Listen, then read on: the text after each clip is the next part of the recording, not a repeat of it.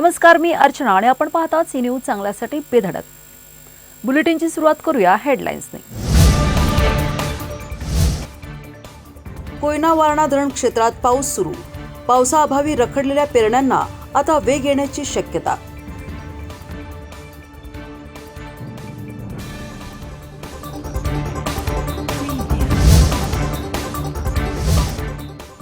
सांगली जिल्ह्यात कोयत्याचा धाक दाखवून लुटणारी टोळी गजाआड.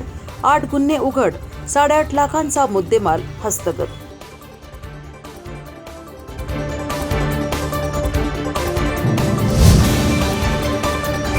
संघर्षातून उभे राहिलेले उद्योजक सांगली जिल्ह्याचे सुपुत्र अशोक खाडे पद्मश्रीनं सन्मानित. उद्योग क्षेत्रातील योगदानाची केंद्र सरकारकडून दखल.